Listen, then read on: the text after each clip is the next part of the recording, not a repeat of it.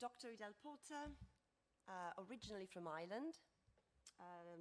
She teaches historical linguistics and Old English language and literature at the University of Castilla-La Mancha, where she has worked for the last 16 years. Her research interests include the post-medieval reception of Old Norse literature, skaldic poetry, and emotions in Old Norse. She is currently working on a book analyzing the translation of emotions in skaldic poetry, and she has such an extensive knowledge of Nordic sagas that I'm always learning something new from her. So let's talk about these spinning ladies, or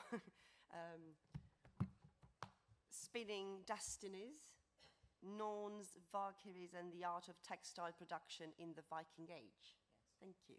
Thank you. Yes.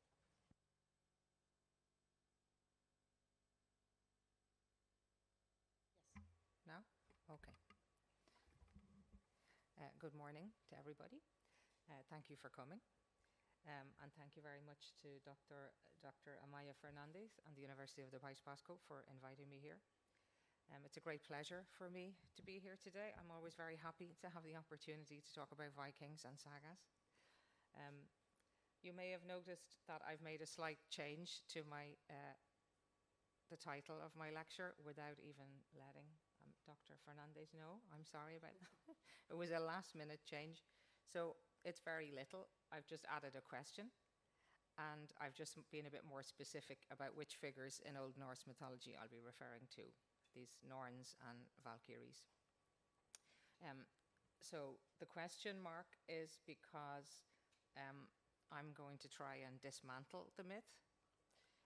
So I don't really agree that these figures really were, at least in the old vernacular tradition, spinners of fate, even though they're sometimes portrayed as being so.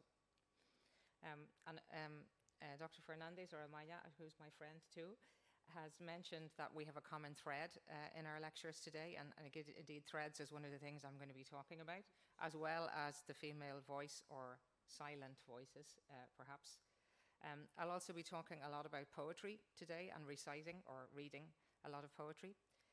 But I'm going to start with some material objects in specifically an archaeological site from the Viking Age.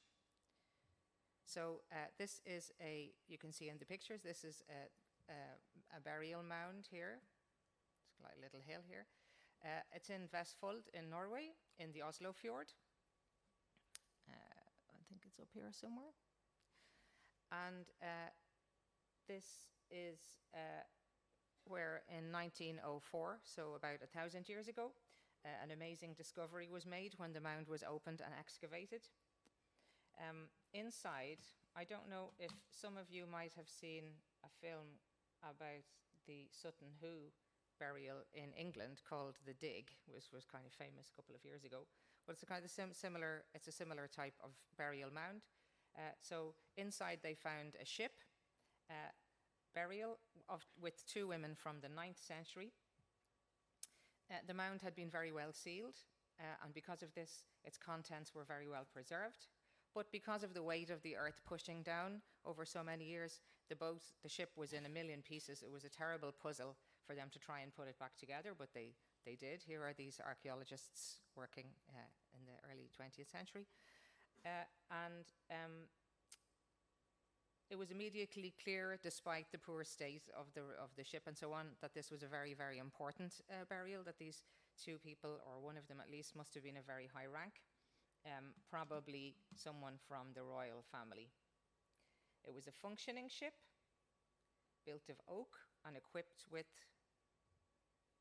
there it is, the Oseberg ship, in the National Viking Ship Museum in Oslo. If you've ever had the opportunity to go, it's at the moment, actually, they're building a new museum, so you can't visit now. But there's a very good virtual tour. If anyone's interested, I can give you a link at the end. So there's 3 ships in this museum, and this is one of them. So this is what they found in the grave. And on top of that ship was a wooden chamber built. This had already been looted in the 10th century, so all the valuables had been stolen. we can imagine a lot of gold, for example, probably would have been in the original grave. But this was gone by the time it was excavated in the 20th century. But we still found the fragments of two women, one about 80 years old and the other about 50 years old. And a dendrochronological analysis of the timbers in the chamber gave a precise date of construction as 843 AD, a date consistent with the radiocarbon dating of the skeletons. So one of the fascinating things to me about archaeological materials, as compared to, because I normally work in literature, is we can get very precise dating. You can say they definitely died in this year. Whereas with medieval texts, you're dealing normally with a copy of a copy of a copy, and so you can have a date where after which we know the poem wasn't composed, but it might have been composed 500 years earlier, and that's what's frustrating. The frustrating thing about archaeological finds is that we don't have much context, so we don't know who these women were. They were not very tall for Scandinavians, because in the Middle Ages people were shorter than we are now, about my height, 153 centimeters. And the younger woman was very interesting that we can find out these details, had healthy teeth, she'd had a good diet. An interesting detail is that she had broken her collarbone a few weeks before she died. They could tell that, but this was not the cause of death. The other woman, the older woman, wasn't so healthy. She showed a lot of health problems. She had had a serious illness, osteoporosis, cancer, so she probably was in a lot of pain in later life. So we can tell all this kind of intimate, detailed information about them, but we have no idea who they were. And there's a lot of speculation about this, but no one, and we probably will never know. However, not only have we got a lot of information about their physique and diet and lifestyle in that respect, but they were also buried with many funerary objects, which tells us that they had a very prominent position in society, as well as the fact that you're not going to build a massive tomb like that on a prominent part of the landscape for any normal common person. It's going to be a very high-ranking person. But we still have more questions than answers. We don't know, did they both die at the same time? Why were they buried at the same time? Was one a slave or servant sacrificed to accompany her mistress? This is quite a strong possibility in the pre-Christian society of Scandinavia. Were they members of the same family? We don't know. So it's still a mystery. But what we can tell a lot about is from the grave goods they were buried with, and that offers an extraordinary insight into the feminine sphere in the middle of what we call the Viking Age, so the 9th century. So trying to reconstruct a coherent, logical understanding of Old Norse mythology is basically impossible. And accounts that do so tend to be from the 13th century. 13th century scholars trying to make sense of the bits and pieces that have come down to them. So it's just like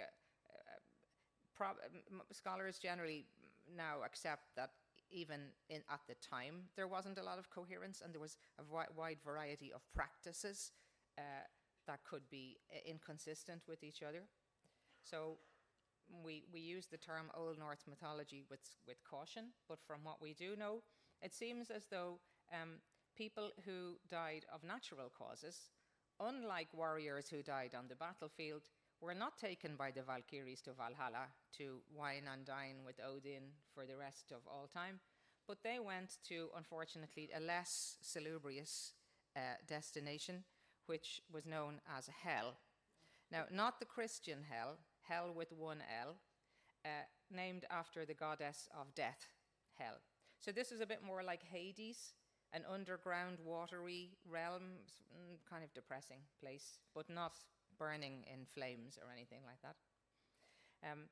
And they believed that this was, the dead would go on a journey to this place, possibly through water. So you do get a lot of accounts of, as well as people, this would be why you would be buried in a ship. So the boat was equipped with oars. It also had a bailer for, like, if the boat starts to sink, a bucket for And it was equipped as if for a voyage, a plank for disembarking as well. So would suggest that they really believed that these people, when they died, were going to go on a ship to hell and get off the boat. And they had, in case the voyagers had to travel over land, there was a wagon and 4 sledges as well built, all decorated with elaborate carvings. There they are. This is the wagon. This is one of the sledges. So if you can just think about the expense of putting together a burial mound like this, and you're not going to bury all these extremely valuable items if you don't think they're going to be any use afterwards. So they must have believed that these would be used in the afterlife and were consistent with the rank and prestige of the person buried. They had a riding saddle, 15 horses sacrificed in the grave. The women had beds, bedclothes, chairs, lamps, a complete set of cooking utensils.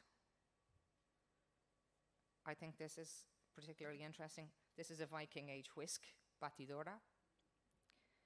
It was made from a pine tree, and these are the branches at the top. They cut off the top of a pine tree. You can still get these in Sweden, I believe. Anyway, it's a bit off the point, but I'm always interested in these domestic aspects. And all sorts of implements. However, what we're particularly interested in for the purposes of this lecture is the way in which the role of women as spinners and weavers is represented on the Oseberg ship.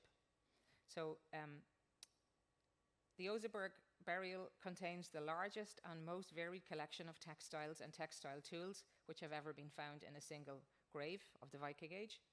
So we have included in all the implements, we have looms for weaving, spindles for spinning. Here we have in Spanish, uso. I had to look up all this vocabulary because I'd never heard of it before. And spindle whorls, these little stones here that you put on the end of the spindle. Scissors, these shears. Another interesting find was these tablets here. These are used for a type of weaving called tablet weaving. So to make these kind of cords, braided cords, they still make these today. So you can see here's one mounted up, and they interweave them. But in the Oseberg ship, very interesting that they actually found one of these already set up for weaving with the threads on it. So again, this is all these implements suggest that the art of spinning, weaving, textile production is very, very strongly associated with women and women of royal status, not just peasants or different ranks of society. These are the implements for making textiles, but also a lot of textiles were found. These include, again, a wide range of materials: woolen and linen blankets, woven braids, a large collection of fragments of clothing, sails, tents. Furthermore, pieces of silk fabric. You don't really associate silk so much with the Viking age. And embroidery imported from Central Asia. Again, this would reflect the wealth and status of the people buried in the grave. But to my mind, and I think a lot of people would agree, the most spectacular discovery was a series of narrow tapestries which were thought to have decorated the interior of a hall or the funeral chamber. Despite the fact, and I'm going to go to this one first. This is the original tapestry. This is what it looks like, and this is artists have tried to reconstruct more clearly what it would have been like in its original state. So a lot of it was in a very deteriorated condition, but it's been possible to reconstruct some scenes and figures depicted in the tapestry. Again, it's hard to interpret them. We don't know exactly what it means, but it seems to represent this one, a variety of people in a funeral procession, which would be appropriate for the situation, or people at war, and some ritualistic contexts. So I might as well mention now, if any of you have studied medieval English, you may have heard of the Bayeux tapestry, which is located in the Bayeux Cathedral in France. And this is a tapestry from the 11th century, which depicts the Battle of Hastings and the subsequent victory of William of Normandy. These tapestries are about 12 inches, 30 centimeters high, and they're long.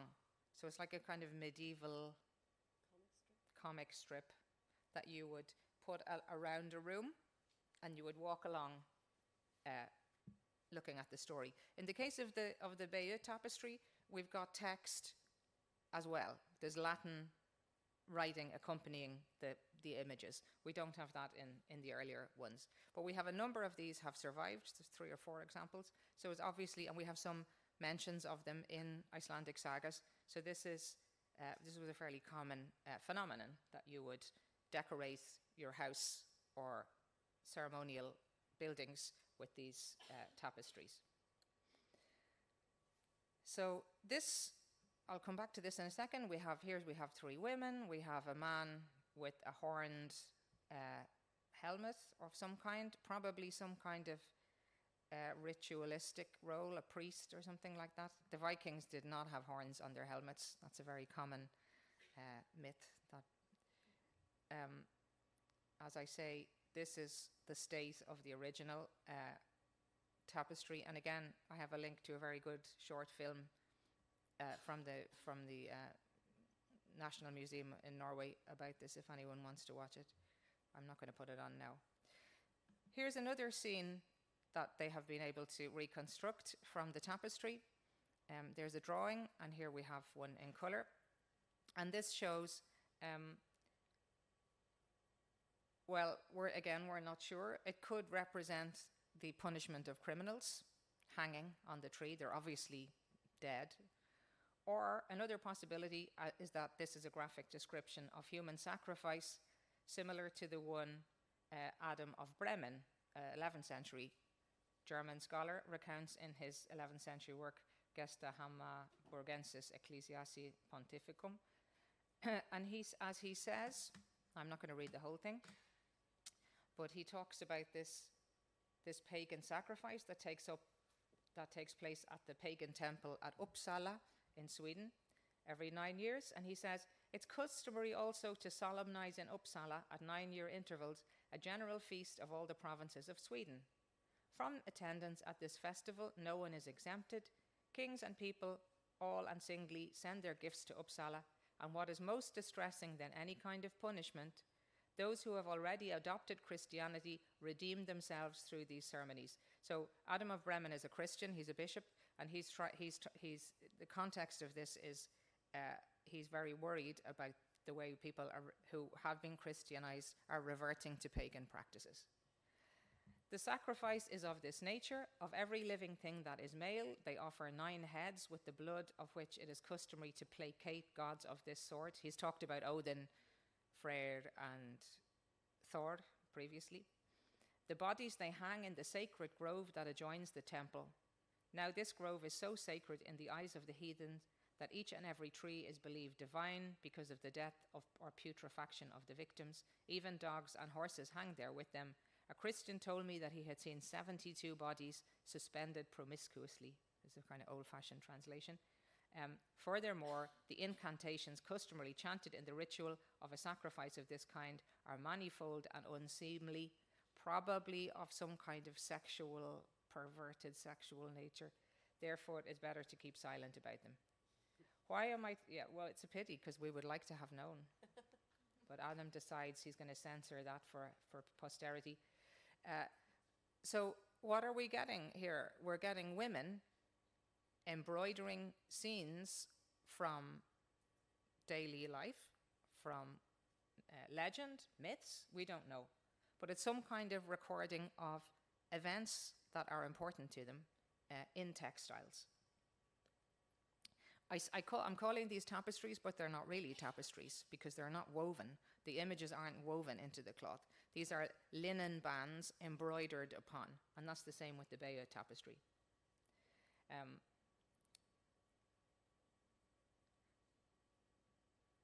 So this type of embroidery would be probably more the domain of higher ranking ladies who had the leisure time, among other things, to do on the materials. But on a more practical note, the production of woven fabric played a very important role in the economy of the time. So there's a type of material called vadmål, a type of woolen cloth produced throughout the Nordic countries, a woven woolen cloth. And this was so important that it actually became recognized as a division of currency. So they would count things in vodmål, as like a weight in silver. And its length, thread count, weight, and so on was all controlled by law. Have I got a picture of that? No. Well, we can leave the Norns there. That's what we're talking about next. Given the importance of vodmål and the fact that it would have been made exclusively by women, it's possible this may have contributed to more equal gender relations than we might imagine. If women are the producers of this extremely important product, it was the chief, I'm going to say this now, repeat myself, it was the chief export of Iceland in the Middle Ages. They don't have an awful lot of natural resources, but wool is one. So they're extremely important to the economy, which surely would have given women a lot more prestige. And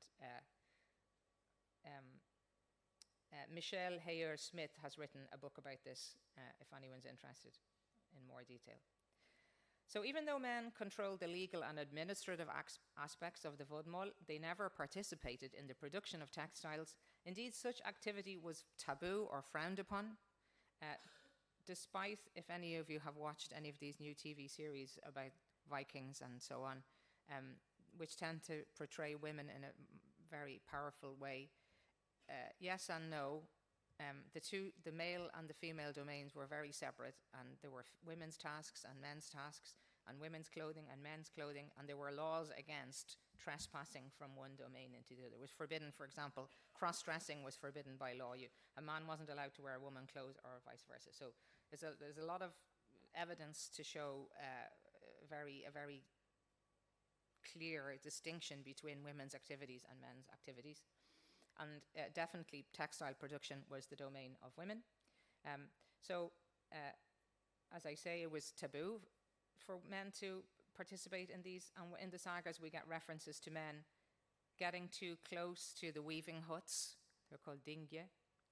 Or men trying to spin, and then terrible things happen to them. So don't try it, or you'll pay the price. Of course, this is also true in other European cultures, but we don't have time to explore that today. But it's no doubt that this association with women spinning and so on has led to the development of myths around, such as those of the Greek Parcae, who we've heard about the Muses earlier, and now these three ladies who were said to spin, measure, and cut the thread of life when a person was born. Now, these, or they're also known as the Vates in Roman culture, are often associated with a group of supernatural feminine figures known in Old Norse sources as Nornir, or Norns in English. Here's a modern depiction of them. And these sat at the foot of the mythological tree Yggdrasil, designing the fates of men.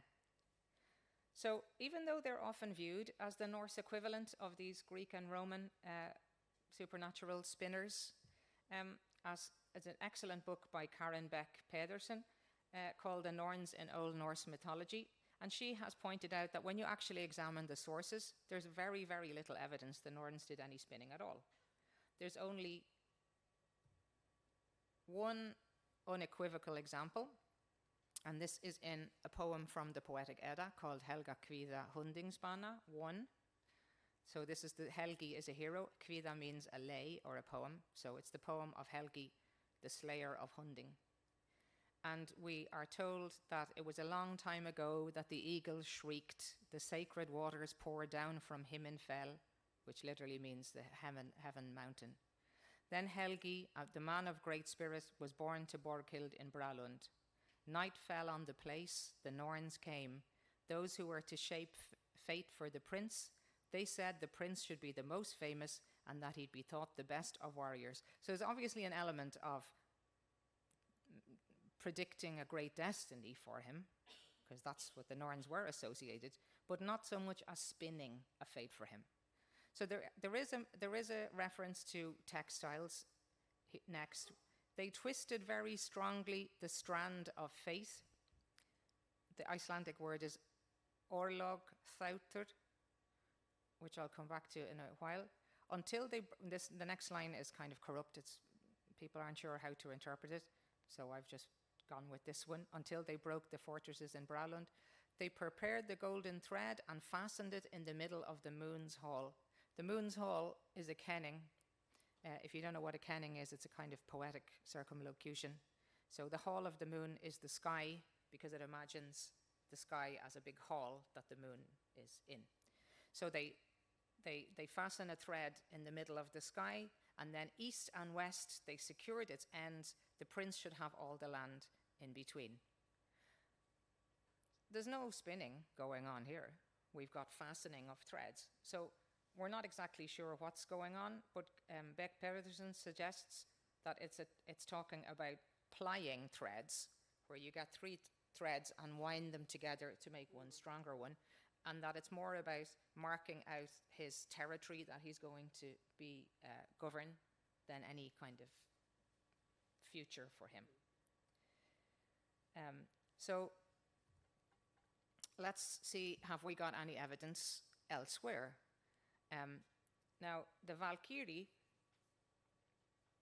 is another figure from Old Norse mythology, and the next text we're going to look at is called Darðarljóð, and this is another poem. It occurs in Njáls saga, one of the most famous sagas of Icelanders. Although most of the action in Njáls saga takes place in Iceland, Freudian slip. No, well, we're going to talk about Ireland. Towards the end of the saga, we get an account of the Battle of Clontarf, a very famous historical battle which took place in Dublin between the High King Brian Boru and the Hiberno-Norse King of Dublin, Sidric Silkbeard. And it took place on Good Friday in 1014, so at the beginning of the 11th century. The Irish forces won the battle, and this put an end to the dominance of the Vikings in the east of Ireland. Hooray, we kicked out the Vikings. But sadly, we paid the price, because King Brian Boru, probably the most famous old High King of Ireland, was killed. It was a very bloody battle. They estimate that maybe between 7,000 and 10,000 men died that day, which is, a lot of people in the Middle Ages especially. But according to Njáls saga, this is where we get a bit of literary fiction, in Caithness, in the north of Scotland, on the same day, a man had a vision. Coming out of his house, he saw 12 people ride on horseback to one of these women's weavings hut that I mentioned before, and they disappeared. So he did what he shouldn't do. He went to the cabin and looked in the window, and what he saw was women who had stretched a cloth over a loom. So just in case you don't know or have no idea what a medieval loom would look like, here's a drawing of one. So these are, I can't remember which way. Is this the waft or the weft? Anyway, you've got cords, threads going down and across, and then you have these tools like this sword, which is used to move up the thread, so to keep the cloth tight, and all sorts of other implements which are important for weaving. So he saw one of these.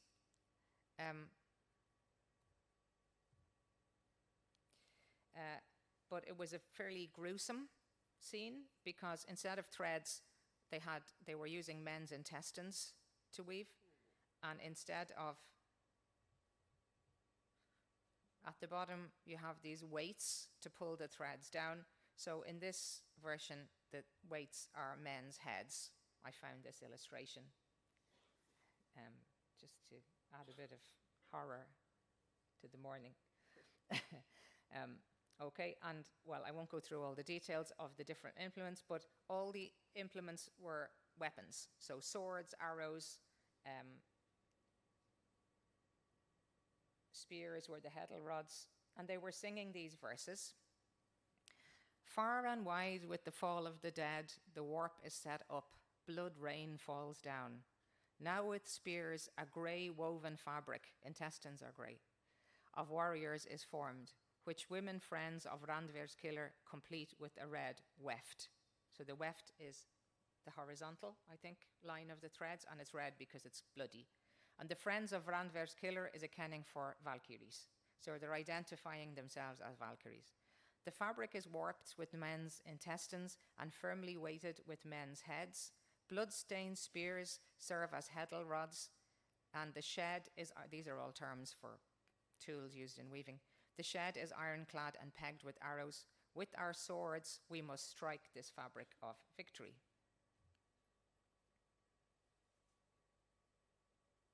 I'm not going to recite the whole poem, but here's another. We're at the end. Now the fabric is woven and the field dyed red. The tidings of men's destruction will travel through the land. Now it is fearsome to gaze around as blood-red clouds gather in the sky. The heavens will be stained with men's blood. We spoke well of the young king. Let us sing with good fortune many songs of victory, and let him who listens to tones of spearwoman, that's themselves, also tell them to men, let us ride out fast on our bare-backed horses, away from here with brandished swords. Maybe they looked something like that when they were riding away. Then they take down the fabric that they've made out of intestines, rip it up into pieces, and each one goes off with her piece. 6 went south and 6 went north, and the saga recounts similar events occurring on the same day in Iceland, the Faroe Islands, Orkneys, the Hebrides, all that kind of area. So there are many indications in the poem that these women are Valkyries or Valkyriur in Old Norse. They call themselves Valkyries when they list names of Valkyries. And the word Valkyrie or Valkyria literally means chooser of the slain. Valr is a word for corpse or dead person, and Kyria means to choose. This refers to one of their jobs, their functions, which was to fly down to the battlefield and select which heroes were going to make it to Valhalla, and they would bring them up and present them to Odin in the afterlife. And in the poem it says, the Valkyries have their choice of the slain, so it refers to that activity.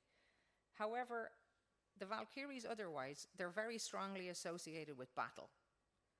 Otherwise, in Old Norse sources, there's no sense that they're in any way involved in the fates of men, except that one thing of deciding if you go to Valhalla or not.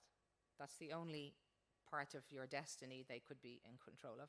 And they're certainly never associated with weaving. So this is a very unusual poem in that respect.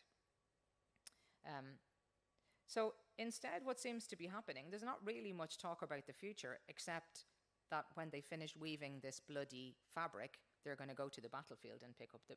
So it seems to be more just like a running commentary rather than predicting the future. So as they weave, they sing as they go. And this would have been a very traditional thing to do in weaving huts, not only in Iceland, but all over the world. Women in traditional communities often sing as they work. It's very common.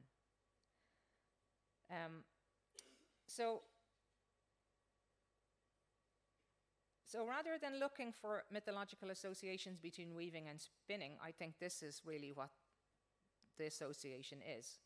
As we've seen above in the Oseberg tapestry, we have the female occupation of weaving or embroidering stories, myths, or legends onto cloth. So this is the last bit of poetry we're going to look at now. I want to look at a few stanzas from Gudrunur Kvíða 2, the second lay of Gudrun. So she, I won't talk about the poem because I'll run out of time. Just to focus on these. So she's grieving for her husband. And one of the things she does in her mourning period is, so the text is in Icelandic, in Old Icelandic, just because I want to focus on a few terms, but I'll translate it for you. She says, some of it is quite, if you know anything Old English or anything, you can make it a little bit. I sat with Thora 7 half winters. Thora is the daughter of Hákon in Denmark. She embroidered for me gulbokadi, in gold, for my pleasure. Gaman is games or pleasure. Southern halls and Danish swans.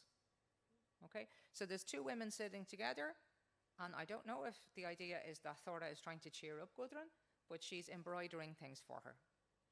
Then then it goes on to, she said, vit is, in primitive Proto-Indo-European, there was a third person, the dual pronoun. And here's an example. In Old Norse, vit is we too. So a special pronoun for just you and I, a little bit of extra kind of intimacy. We have also made pictures, and this is the word they use. Skrift is a noun, and bok for embroidery. So bok is the same word as book, and skrift is also obviously escribir, Latin word. So we made pictures of men's games, probably battle, on our handiwork. The followers of the prince, the thanes of the prince, literally helmet, but that's a word for prince, red shields, groups of the Huns, as in Attila the Hun, sword fighters, helmet warriors, the retinue of the prince's followers. What else did they embroider? Sigmund's ships. And here's an example of a ship from the Overhogdal tapestry, which is estimated to be from about the year 1000. The ships of Sigmund glided skridu from the land, golden figureheads or masks, carved prows. So they're describing on the ship, if you think back to the Oseberg ship,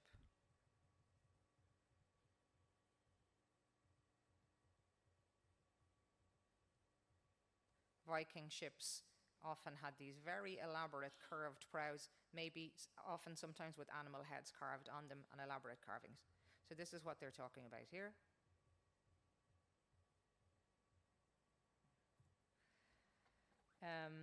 We depicted in our tapestry, Borda, how they fought Sigurd and Sigurd south in Finn or Funen in Denmark. We don't know who these people were. That's lost. That information is lost. But it's obviously she's talking about some kind of heroic deeds of famous heroes from legend that they are embroidering onto the cloth. So as I've said, the vocabulary in Gudrun or Krivida features the word boka for embroidery and the noun script for picture. Obviously, this is a Latin loanword. But they both highlight the intertwining of text and textile words and weaving, because these words also mean a book and writing. And this is a very, very common metaphor in Western thinking and indeed ancient European thinking, this relationship between narrative or text and textile. And of course, the two words go back to the same root, texere, like tejer in Spanish, to weave. And this metaphor of text as a woven fabric has been explored by Derrida, Barthes, Kristeva. I'm not going to go there. Morna, don't worry, today. So it's a very, very, very old, strong, deeply rooted metaphors relating. And it's believed that textiles could have been a form of language before the advent of writing. In the Viking Age, you do have runes, which is a type of writing, runic inscriptions, but it wasn't until the acceptance of Christianity in the year 1000 that writing, as we would know it, began to have an influence. So in this pretty much pre-literary age or oral culture, we can think about these visual representations as kind of pre-writing in that sense. Underneath here, talking about Viking ships, here's another one. This is from the Bayeux tapestry. It's more sophisticated, as you can see, compared to here. And we have text on this one. We've got Latin accompanying text. And even Tim Ingold, in his writing on lines, reflects that a line began as a thread rather than as a trace. So did text begin as a meshwork of interwoven threads rather than of inscribed surfaces. So textile work is women's work, but it is simultaneously a means of conveying powerful, although silent, meanings and messages. In this way, the textile itself is not faith, but it is the equivalent of a specifically feminine voice, which does not speak in ordinary words and therefore cannot be heard, but which is nevertheless effective and significant as any spoken words. So to return to our Dara Dar Liod poem, the Valkyrie poem, I think here that the underlying metaphor is not that these women are weavers of fate. And I think that in Helga Kvida Hundingsbana, the Norns are not spinning. I think that's an example of transposing Latin or Greek tradition onto Old Norse. And in the other poem, I think the metaphor is that women are weavers of tales. They're storytellers. So in Skaldic poetry, which I haven't talked about today, funnily, because that's my favorite thing to talk about, metaphors for poetic composition tend to be male type of activities like carpentry. So there's a lot of comparisons between woodwork and crafting a poem. There are some women poets, but not so many. It's pretty male dominated. But here we get a metaphor, I believe, for the construction or the narrating of a story underpinned by a metaphor which based on feminine activity, weaving or sewing or spinning. So this would suggest, the fact that this kind of association exists is so strong, this would suggest that women had a very significant role in storytelling and the passing down of old lore, like the legendary Gudrun or these two mysterious ladies of the Oseberg ship who maybe someday we'll find out who they were. So I'm just going to, if anyone wants to ask me afterwards, the sources for this lecture were mostly based on this book, The Norns in Old Norse Mythology. It's very interesting. Or there's a few books that, if you're interested in the topic of women in the Viking Age, Judith Yesh. It's a bit out of date, but still a very good overview of women in the Viking Age and women in Old Norse society. And there's lots of links here as well that I can. A few years ago, some of my colleagues and I published this book, El Mundo Medieval Nórdico, una introducción, in Spanish, and that's a PDF that anyone can download if they want general information about Old Norse literature. But you can ask me about that later. And then I'll say in Icelandic, Takk fyrir, thank you very much. There's a picture of Iceland. Just sneak in a bit of Iceland there. And you're very welcome to email me at any time afterwards if you have any questions that we don't get to deal with today. Okay, but do we have any questions now? Anything you would like to comment or? Okay.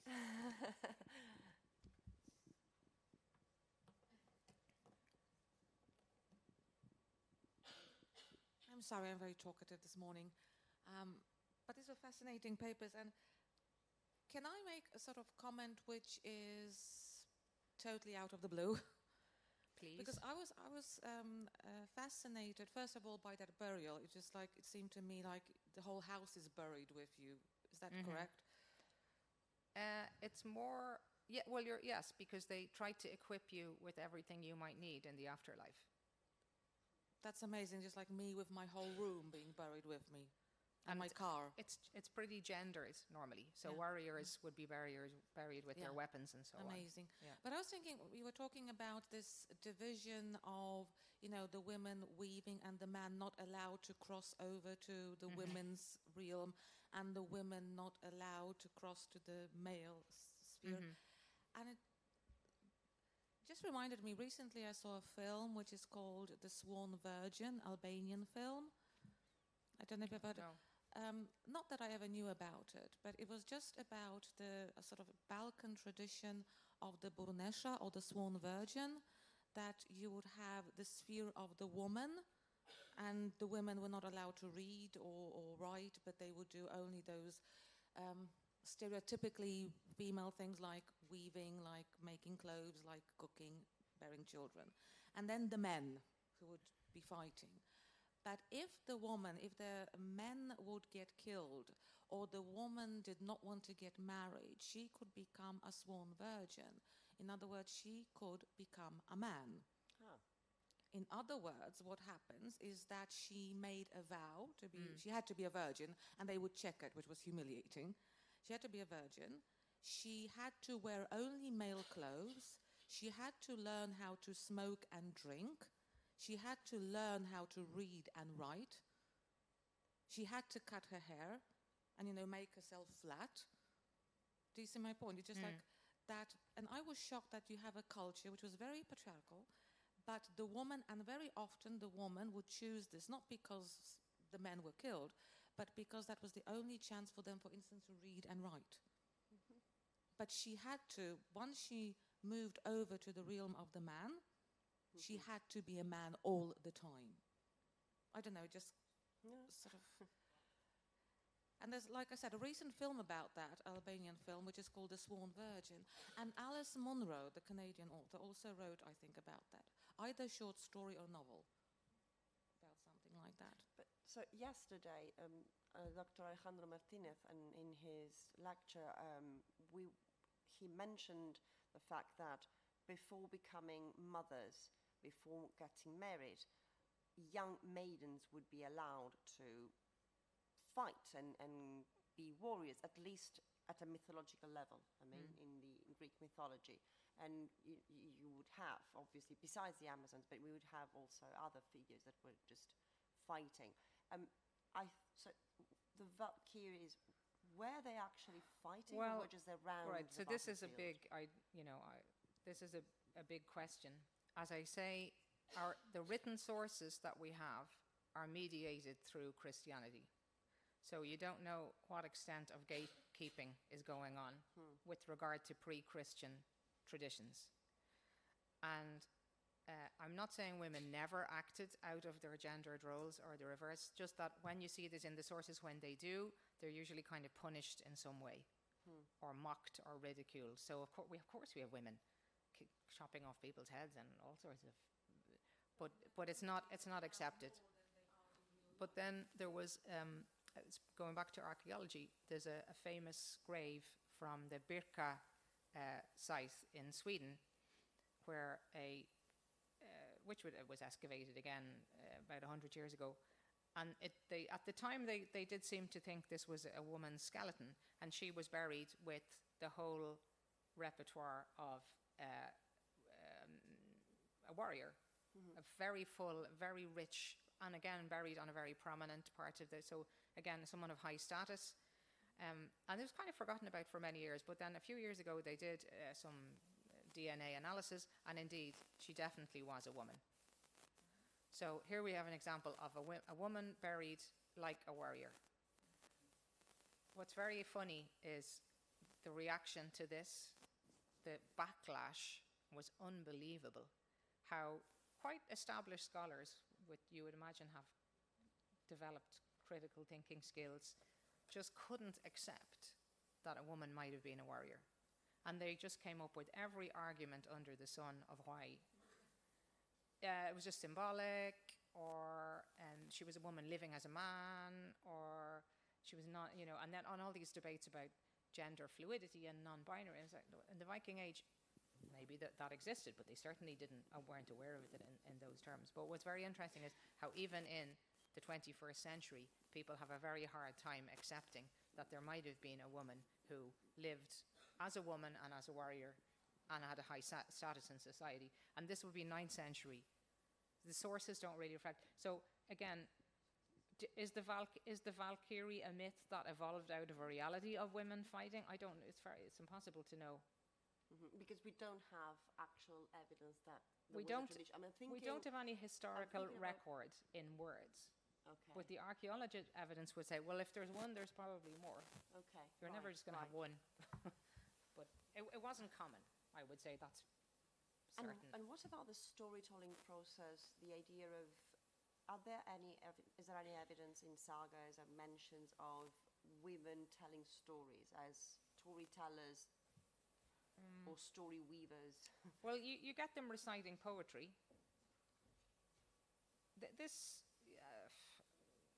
You mean using the word weave, like using the metaphor? Well, let's begin with storytelling. I mean, any figures of a woman, a grandmother, a mother, a queen, a prophetess? Yes, well, you do have the very famous poem, Völuspá, which is the seeress's prophecy, and that's the first poem in the collection known as the Poetic Edda. So the Poetic Edda is a collection of mythological and legendary poetry, all was found in the one manuscript. And the very first poem is, the seeress's prophecy, and it's full of, it's one of our main sources for Old Norse mythology. So, yes, in the pre-Christian era, women, that would have been one of the roles for women, would have been like prophets, a seeress, and probably priestesses too. But there isn't that much evidence in the sagas for anyone storytelling, men or women. Okay. There's only one description of a person reading a saga in the whole corpus that I know. So it's not something they refer to, Interesting. More questions? Yes, Nola?